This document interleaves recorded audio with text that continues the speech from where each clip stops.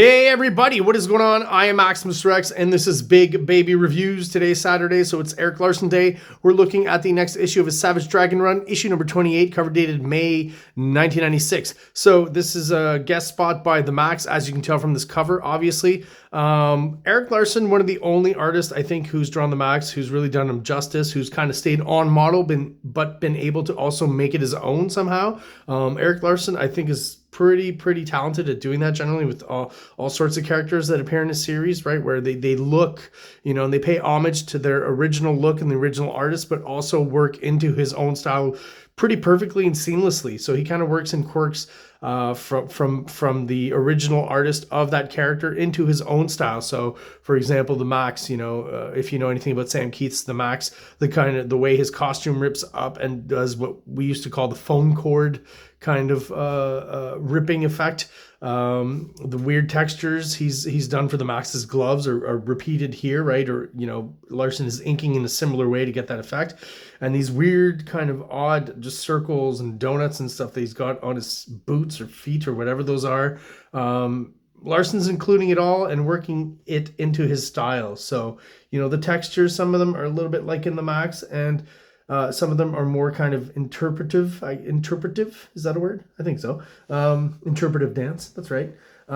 So here's maybe Larsen kind of, you know, if you read the MAXX, there's never any clear distinction between his boots and his feet and his pants. So I guess Larsen's just kind of guessing here that texturally it goes from his pants to his boots, but he's come up with a solution basically. And again, looks on model. Some of the distinctions about the MAXX is his shoulder muscles are huge, but then the bicep and the tricep coming down are even bigger. That's something that, you know, Sam Kieth would do even with Wolverine and a lot of characters he would draw. So Larsen incorporates all of that, and we'll see it also in the interior art. So, I mean, as far as covers go, nothing too crazy here, just kind of a, you know, run-of-the-mill cover. It does show us, of course, the continuing fantasies that we're going to get to see inside of Savage Dragon's head, imagining, you know, having a bunch of kids, as we can see on the cover here. So sign of things to come on the inside. And there was a little bit of effort put into, you know, the background of this cover. I don't know if Larsen did it, if someone else, the colorist, whoever did this, they really were going for a MAXX aesthetic as far as kind of that, you know, the MAXX is known for pen and ink, but also painted panels and backgrounds and stuff. So I think that's kind of what they're going for here, to give it a bit of the feel of the MAXX series, right? And I think they do a pretty good job of it on the cover. We'll see how it goes on the inside.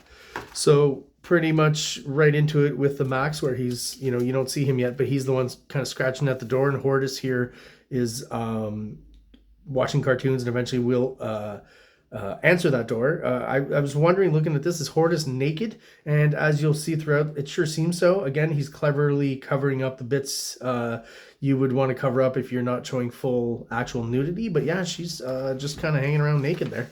Sure seems like it, right? Just cleverly placed shadows all the way throughout.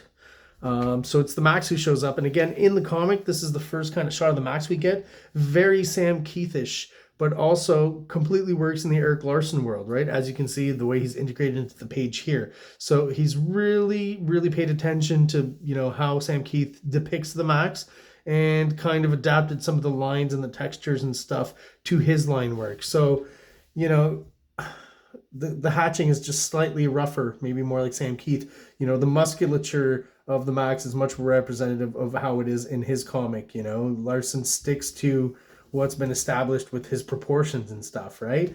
One area I like that Larsen actually adds more details, the gloves. You know, he actually gives it seams and stuff, and it really becomes more obvious that, you know, that claw, as it's been a debate for a while, is actually the MAXX's middle finger, right? And that's how he depicts it. Every once in a while, he like throws a really thick line in here, which is kind of like what Sam Kieth does on the MAXX. Even he's seen the texture he's used in the comic, in the MAXX comic, to depict kind of the seam of his pants and these folds. They look at the boot, the same thing, the donut shape, the wrappings, you know, the kind of just random circles that we're not quite sure what it is. It looks kind of like moldy texture ultimately, or just like, you know, this, you know, blown up is the background in a Walt Simonson panel, basically, if you blow that up. But, you know, he works in the Savage Dragon world, but he's also very respectful of how he looks in his own comic. And that's why I think it works. Even the down shots, I feel like he really you know, looked at the actual the MAXX comics, and you'll see more depictions later, more examples of that. So we're back with Dragon and his fantasies. You know, it's well done. The coloring, there's a color hold, so you know there's not a black line around the figures. It's a green line around these characters, or an orange line in this case, right, for the contour. Excuse me. So I mean, that's a pretty graphic shot of, you know, umbilical cord and stuff coming out of her, just out of view vagina. I like it. It's hilarious. I'm sure some people get a little bit triggered by it. And also, I believe that this will be an idea for a character that comes later. I've seen the drawing already. This like scary lady who's got babies coming out of her that are demon babies attached by umbilical cords. So I have to wonder if, you know, more than likely this was the first iteration of that idea, and from this he extrapolated that character, right? Or is that Rapture or something who becomes, anyways, you know, I guess I'll find out when I get to that issue, but I'm definitely interested in finding out how this idea develops. Because it's a very, like I said, out of the box, something people usually wouldn't do. Definitely some body horror kind of mixed into that, and I personally love stuff like that. So basically, in response to her telling the Dragon last issue that she's pregnant, he says, "Are you sure it's mine?" Not the smartest thing to say, right, guys? And obviously, from the look of her face here, it's not gone over well, and the Dragon gets kicked out. Out of the room, and then that's where he spots the MAXX hanging around with Hortus here. What the hell's going on here? Again, the depiction of the MAXX, this extreme kind of angle. Looks like he's really understood, again, the proportions of the MAXX, and he's twisted. I don't think I've ever seen him drawn from this angle. I like it. It's interesting. It's a little more Larsen maybe in its, you know, composition and angle. Great job, and he's doing a very dirty kind of inking job all over where the glove meets the rest of the costume, just like in the comic. I think that looks great. And here we can see, you know, even though the shapes are all kind of Sam Keith sized in proportion, some of the lines are a little bit more Erik Larsen here in the musculature on the arm and the forearm, and here on the neck. And again, a really good shot that we've never ever gotten in the actual MAXX comic of the inside of his hand, right? What it looks like when it's turned here, and yeah, that's like literally his middle finger. I guess he had to ask Sam Keith about that to make sure. He just went for it. I don't know. Maybe Sam Keith didn't even have an answer for him. Bit of a subplot here with the Fiend looking to get into contact with Satan. I mean, looking forward to seeing her again because I like her design and the texture on her and stuff. Very kind of disgusting, and I enjoy that. I'm curious to see if this leads to somehow the crossover with Spawn. I might be wrong on this, but I know someplace around Spawn 50, 52 or something. I have that issue. Greg Capullo drew. The Savage Dragon appears in Hell with Spawn. Always liked how Capullo drew the dragon, and I wondered if there seems to hint that there might be a Savage Dragon component of that crossover. So I'm thinking this might be related to that, or I might be too early. I don't know for sure, but I'm hoping maybe it's something like that, or at least something interesting. But glad to see that the Fiend's going to be coming back soon. I mean, she seems to be that kind of character that's going to come back and torment the dragon. She's done it 2 or 3 times now already, right? Last time she broke all his bones and threw him down some sort of industrial chimney. So back to the dragon and the MAXX, and all of a sudden everything goes dark, right? And the MAXX is kind of spooked and runs off. The dragon runs after him, and just kind of a simple conceit to get these guys into basically what the MAXX is going to refer to as the Savage Dragon's Outback. So if you know anything about the MAXX, the Outback in his comic is kind of I guess, his fantasy world that he kind of escapes to in his mind. So here what we have is we're actually inside the mind of the Savage Dragon. So, I mean, this is a pretty funny splash page here with a giant Rapture kind of with her legs open and, you know, hundreds if not thousands of Savage Dragon babies running out. You know, a pretty extreme, on-the-nose visual representation of, you know, what's going on in the Savage Dragon's noggin, but definitely fun. Again, I love... Larsen's probably the after Sam Keith, the best artist to draw the MAXX, I would say at this point, from what I've seen in this issue. And I'm not quite sure if he's there next issue as well. I think he's there maybe for 2. So yeah, basically what we're going through here is, you know, the dragon's subconscious and his insecurities relating to Rapture and all these children, or at least one children here. Debbie's here. What are you doing? Oh, she gets shot in the head, right? So again, working through all of the dragon's insecurities and past, I guess, regrets, right?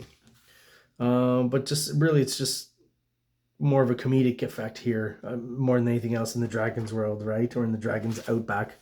The MAXX here, what I like about the depiction is Larsen uses a look here that's, you know, the MAXX's look changed a little bit from early on ads and darker image to the MAXX. So there was a certain point where he was depicted at this angle, kind of like this, right? Where the line was concave instead of convex, or, you know, going in instead of going out, depending on your angle.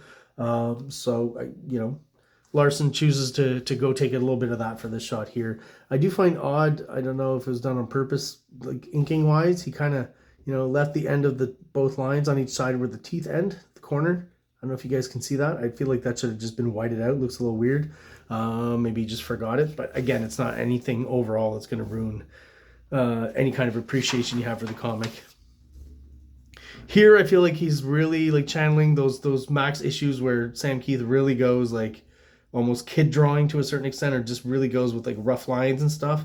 And I remember in those issues, it's mostly apparent in his depiction of the hands, because they just really get like just nubs with a kind of a claw at the end. So I feel, again, you know, Larsen sees that and kind of honors a bit of that here too as well. Again, we're in a fantasy world, so if the MAXX keeps, you know, shape-shifting a little bit here and there, I guess it's not the end of the world. Got a pin up here that's kind of a redo that Larsen did of his Megaton comic, where he introduced the Savage Dragon in the 80s. I believe that's where it's from, right? The original. The two toes, don't know if that ever worked. Just looks kind of odd, right? Especially with, if you have two, for some reason, it just seems in drawing characters and inventing things, you know, 2 fingers, 3 fingers, 6 fingers, whatever you do, if the feet and the hands don't match, it just looks weirder. If that's what you want, and you want it to look really weird, I guess that works. But yeah, you know, if you've got 5 fingers, you should have 5 toes. Vanguard, he's got 3 fingers and a thumb, so 4. He should have 4 toes. And that's a cool Bisley painting, right? Body count's one that's hard to find. There's 3 issues. Is that the last one? This is all the information you need, definitely. I should have bought that back in the day. I think I have issue 1, maybe 2. I got to look into finishing that up and eventually doing a review.